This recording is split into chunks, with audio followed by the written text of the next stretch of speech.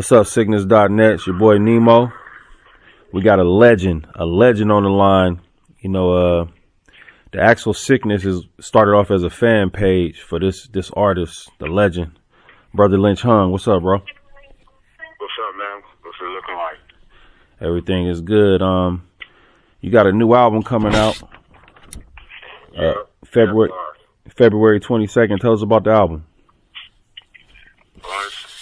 Well, a lot of people been asleep, thinking I fell off, man. I'm about to prove it to them that, I ain't went nowhere. Started this, long time ago. Been through a lot, so, in the last year or two, so, I haven't been dropping nothing real serious until now, so I decided to do this Kevlar album. Finally done with it. About to start my next one. Kind of already started my next one called Mood, which is it's a 2-album trilogy, bringing back the Manable Lecter and my short film of the character when I was signed with Strange and did the 3-album trilogy. So, a lot of big things coming. But Kevlar is just basically, show them I ain't went nowhere. And your boy don't fall off. Right on. You touched on a couple of things when you were talking there. You talked about Strange Music. Are you currently signed to Strange Music? No, I'm done with my deal as far as Strange Music. We signed a 3-album deal. I finished the 3-album deal. He wanted to re-sign me, but I wanted to try this independent. They're independent too, but this is real independent. You know what I mean? Right. So, yeah, I wanted to try with my label. I seen a lot more money in it. So, I just dropped a little test single called I See Dead Rappers. A lot of people slept on it. Okay. So, Kevlar is about to come hard. Let me ask you a question. Also, I kind of want to take it back a little bit. When you first got in the game, you started off with a Black Market. Talk about that. Talk about meeting Cedric, the owner of Black Market, and talk about how, because a lot of people, younger fans don't know this type of background. How did you meet Cedric, and how did you start recording with Black Market? And talk about the early days, too, like the good times with Black Market. Okay. I met Ced through X-Rated. X-Rated found him. It was like, this man can get us in the record stores for show. And I was like, really? And he was like, yeah. So he brought me to Cedric. And I met him. He was cool. He told me, I'm guaranteed to have you selling thousands to maybe even 1 million records. And he was right, because it ended up happening. So as soon as I signed the deal, he threw me in the studio. You know what I mean? I started helping him out and producing. I produced X-Rated's first project. You know what I mean? He got the money together somehow. And we jumped in the lab right away. It's like the quickest shit that ever happened for me. You know what I mean? Like, we jumped right in the studio to start X stuff. Right after that, X went through his things where he went and got locked up. He was like, it's your turn to carry the label. Because X, he was out. He was already influencing Northern California. You know what I mean? But he got locked up, and he said, it's your town. You got to keep this going. This is on you now. So he slapped me in the Enharmonic Studios downtown. I started working on 24 Deep, still working back and forth with X, because by that time he could record from the studio. So I took a sample of his voice and made the very first song called 24 Deep and brought it back to Ced, and Ced was like, man, let's go. So I went ahead and finished that EP. I didn't want to do an album because I wanted to get out quick because I was mad X-Rated was already dropped. So I was like, we just gonna make it an EP, and he was like, I'm good with that. So we put out the EP, and by that time, everybody had already knew who I was, because on the streets I was putting out, albums in Tower Records on consignment and stuff, so people kind of knew who I was. And so 24 Deep did pretty good.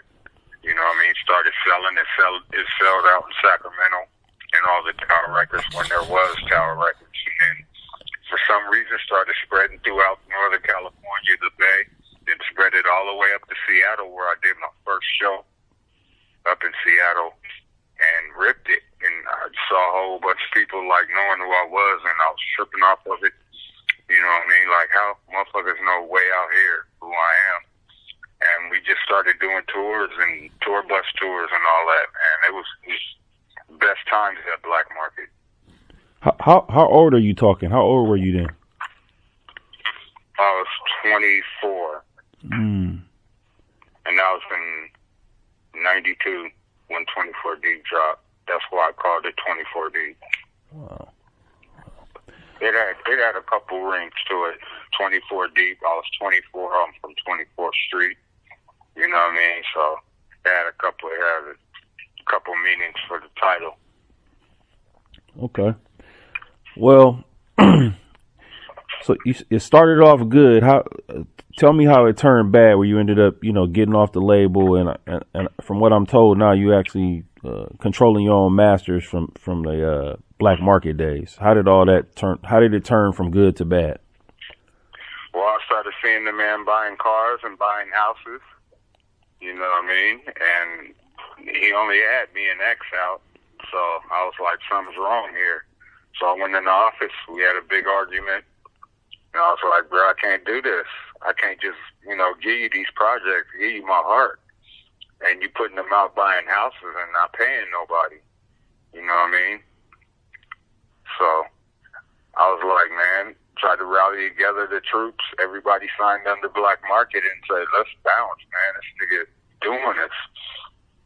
And just me and Chopper actually left. Everybody else kind of stayed. I understand why X had to stay, because he was locked down. And, said, was going to take good care of him, because he didn't really have to shell out too much money. You know what I mean? So, yeah, I understand why he stayed. You know what I mean? But a lot of us left.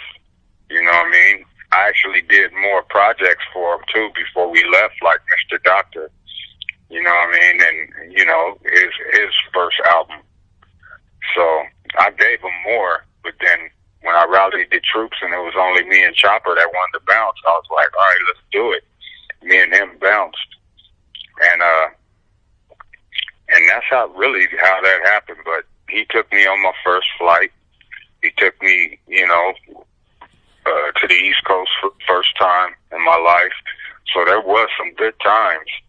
You know what I mean? He took me to Jack the Rapper, a little story. We went to Jack the Rapper in Atlanta, and he was up on the top floor listening to this rap battle.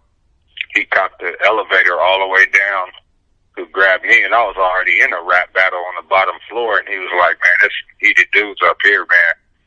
I want to take you up there and eat them all up. And he took me all up there, and then I ate through them niggas real quick. And then, and he was hella pumped. Started, man, let's work on Season of the Siccness now, because I had already had that title in mind, but we hadn't started working on it. He's like, let's go. So we flew back to Sacramento, and he threw me right in the studio, and I started Season of the Siccness. Wow.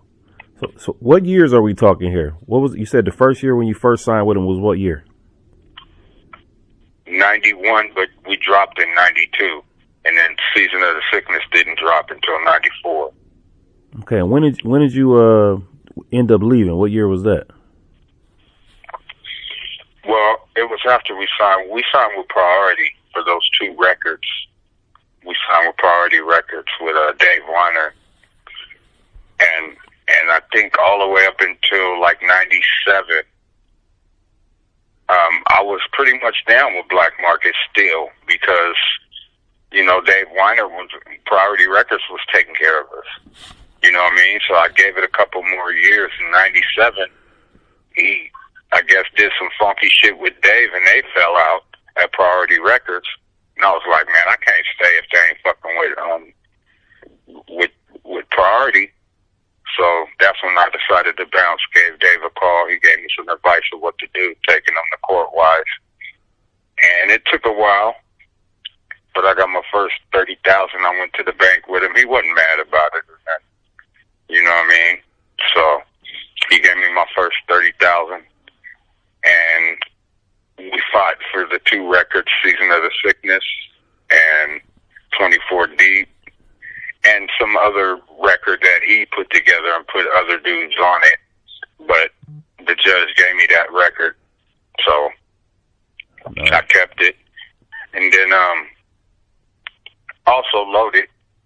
You know what I mean? He gave me Loaded. You know what I mean? So I had those 3 records, and all the other stuff that he put out, putting other different artists on it, he owns all that. How long were you in court? How long was I in what? In court, fighting for your masters.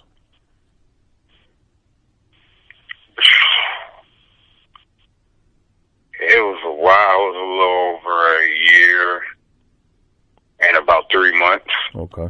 Wow. Going back and forth. What's your relationship? Go ahead. I'm sorry. In the meantime, I was recording the Lynch by Inch album.